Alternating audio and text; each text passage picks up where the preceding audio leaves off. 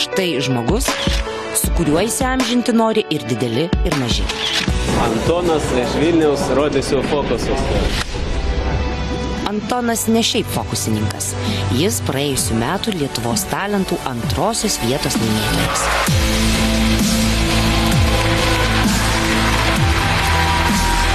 Aš praeitą kartą buvau antras, nes pats taip nusprendžiau, kadangi jeigu esi pirmas, tai negali po to dalyvauti dar kartą. Ir iš tiesų, kam draskytis dėl pirmos vietos ir piniginio prizo, kai šlamančiųjų bet kada gali prisigaminti. Opa. Neužtenka. Su pinigais problemų nėra. Aš neinu į sceną per prievartą. Tai yra vienas iš linksmiausių dalykų mano gyvenime. Galėtum mus kažką išmokyti. Visą gyvenimą aš norėjau bent vieną triuką mokėti. Gerai. Galiu pamokyti, kaip kavą paimti išsinešimui. Tikra kava? Tikra, taip. Aš dabar nelabai jos noriu, tai pamokysiu, kaip galima išsinešimui paimti. Oba.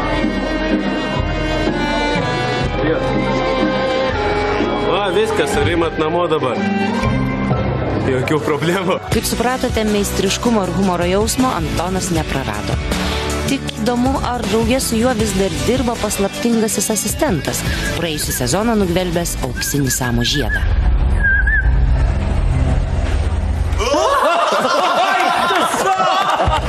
Mažas jis labai sužvaigždėjo ir, aš jo jau negaliu suvaldyti, jis, labai toks tapo. Mes galim jį pakviesti, bet aš už jį neatsakau. Tuomet sutarkime taip. Jei scenoje pasiseks, Antonas su savo mažuoju draugužiu supažindins artimiau. Fokusininko garbė žodis. Ne, tai gerai. Tu. Gerai. Žiūrėjau, mes labai spėliojom, kiek laiko reikia magui nusirengti ir apsirengti. Ryte apsirengti ir vakare nusirengti. Nes aš įsivaizduoju, kad pas tave ten tiek visko yra švarkose ir kos. Priklausomai esi su savo žmona ar su kitas. Jeigu su žmonos draugė, greitai, ar ne? Tiek pat, kiek ir vedėjai. Esi dalyvavęs tiek daug šou, tiek Lietuvos talentuose, ar ne? Tiek didžiajame magijos šou. Iš kur tas bagažas dar tų triukų vis gausėjantis? Turi kažką tai naujo, gero? Ar gero sužinosim, bet naujo, taip. Kaip visada tikimės paties geriausio. Sėkmės, Antos.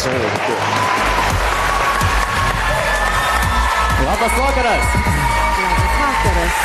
Kuo jūs vardu? Ir iš kur jūs? Mano vardas Antonas, aš gyvenu čia netoli 5 minutės. Supratau. O jūs visada gyvenat čia netoli? Ar prieš tai dar kažkur kitur gyvenat? Kad patogiau būtų filmuotis, tai persikražau. Supratau, gerai. O koks jūsų talentas? Ką jūs mums šį vakarą parodysit? Iliuzionistas. Ir jūs galvojate, kad jūs toksai fantastinis iliuzionistas, kad jūs galite užkovoti šitų kelių šimtų žmonių širdis? Taip. Ir juos nustebinti? Taip. Tai stebinkit.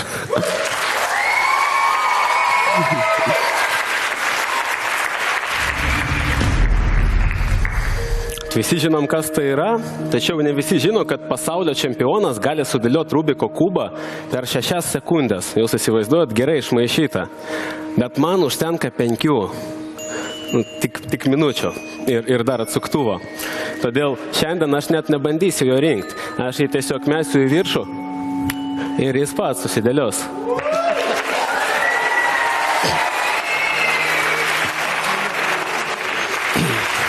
Aš jūsų vietoj tikrai pagalvočiau, kad čia yra kažkoks nepaprastas kubas. Todėl, Naglė, aš paprašysiu jūsų apžiūrėti, ar paprastas, ir išmaišykit jį. Išmaišykit, nes dar turim štai tokį kubą. Čia iš tikrųjų yra lempa, tik reikia, Samai paskolinsiu. Reikia truputį šviesos. Dabar matosi, šita lempa šiandien mums apšvies kelią. Aš ją palieku čia, stebėkit, kad niekas net neprisiliestų. Ir, Žiūrim. Ar gerai išmaišėt? Gerai. Ar galėtumėte perduoti Ilonai? Žinoma, Ilona, štai. Kai aš jį sudėliojau ore, viskas įvyko labai greitai. O kai viskas įvyksta labai greitai, nėra jokios magijos. Bet kuri panelė tai patvirtins. Būtų tikra magija.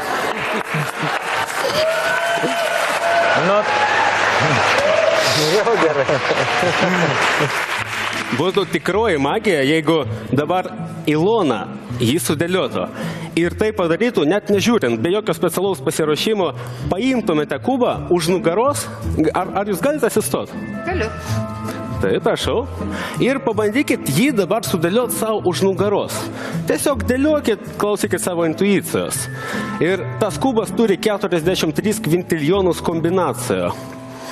Tai reiškia, kad mes galim sudėlioti tiek skirtingų kubų, kad jie sudarys krūvą, kurios plotas kaip Lietuvos, o aukštis virš 100 km. Jeigu norim išspręst, reiškia, turim surasti vieną iš tos krūvos. Stop. Dėlioja. Gerai dėlioju. Kad man, Aš atsargiai švelniai. Man niekada nepasisekdavo, nieko nuostabaus. Ilona, ar jum pasisekė? Visai neblogai. Dabar, kaip man gaus kubą, kad nebūtų įtartinų kažkokių veiksmų? Kas galėtų perduot? Šitą? Taip. Prašau. Gaudyk. Ačiū. Taigi, visai neblogai. Ypač vertinant, kad Ilona tai darė ne kažkur čia, o laikė jį savo už nugaros. Reiškia, aš net negalėjau matyti, kaip jūs tai darot. Ir surinkti klasikiniu būdu yra įdomu, bet gana banalu. Žymiai įdomiau, kad jūs surinkot tokiu būdu, kad viena pusė sutapo.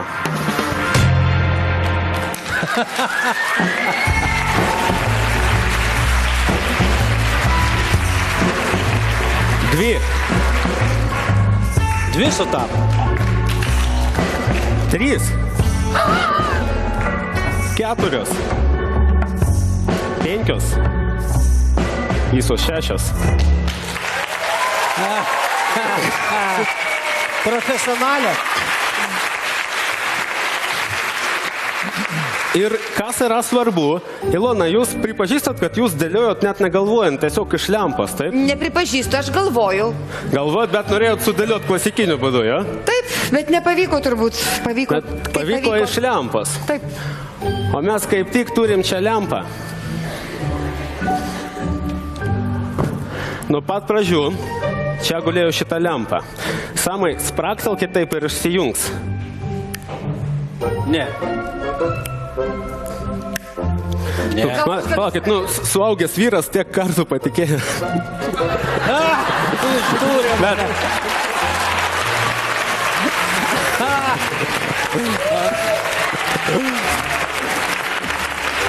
Bet, jeigu mes pažiūrėsim įdėmiai, pas mus viena pusė sutapo. Jo.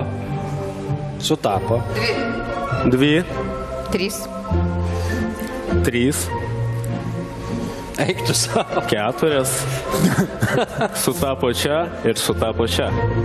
Wow. Čia aš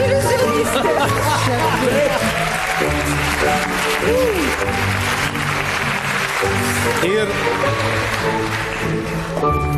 Ir dabar mums lieka tik vienas dalykas, ką aš pastebėjau, kad Ilona šiek tiek nuliūdo. Kai jūs ištraukėt ir pamatėt, kad jis nesudėliotas. Todėl pabaigai aš bandysiu jį sudėliot už nugaros. Ir dar apsunkinsiu užduotį, aš tai padarysiu su viena ranka. Kad jūs tikrai paspaustumėte tą auksinį mygtuką,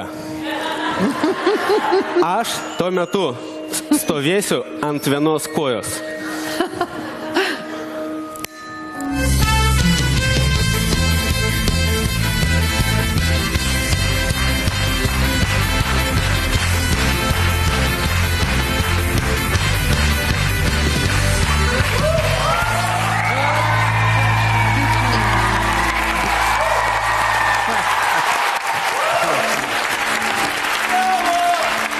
Ačiū.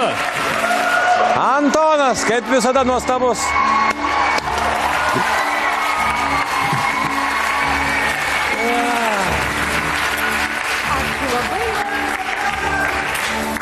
Iš tikrųjų nustebinote. Tai paklauskime teisėjų, ką jie galvoja.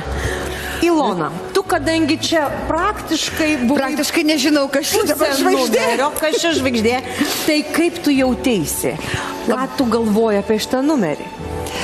Man tikrai patiko, buvo įdomu stebėti, buvo įdomu, kas vyks, labai patiko su šitą lempos, tas numeris labai patiko. Vos ir aš jau norėjau pradėti spraksėti. Man tikrai patiko, buvo įdomu. Ačiū. Ačiū. Samai. Man už lempą Samas nedovanos. Man pasidarė aišku, kur įsijungia lempos. Aš kažkaip galvoju, kad jos taip įsijungia. Pasirodo, matai, va čia. Samai, aš pats taip galvojau, 2 mėnesius ir negalėjau įsijungti, įsivaizduojat? Nu va. Tai žinok, ačiū, va čia buvo pats geriausias bairis, kurį aš mačiau. Iš magų. Ačiū. Antonai, jūs žinote, šita scena matė daug nevykusių personažų, kurie vadino save mentalistais, nors iš tikrųjų jie net fokusininkus, mėgino būti fokusininkais ir netiko niekur. O aš dabar pirmą kartą šitoje scenoje matau tikrą fokusininką ir dar va tokį. Antonai, mums buvo labai įdomu, buvo šaunu, kad jūsų iš karto pirmas triukas buvo nuostabus ir jūs nekalbėjote labai daug ir kad jūs stebinote mus savo veiksmais, darbais, o ne žodžiais. Tai buvo puiku. Tai galbūt iš karto verdiktas. Taip. Taip. Tai 4 taip.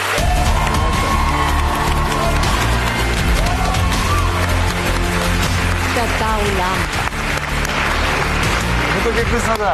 Antonai, pirmiausia, ačiū, kad Lietuvos talentai tave turi ir kad Lietuva tave turi, nes tu mums žiauriai reikalingas. Nerealu. Ačiū.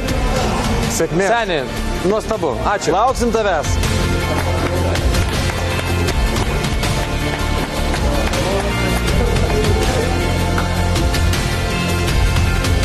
Beje, Antonai, o kur tas tavo asistentas? Mažas toks. Mes galim jį pakviesti, bet aš už jį neatsakau.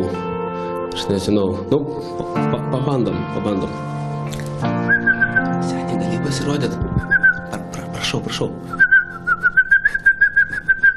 Jėzus, Marija, įsivaizduojat.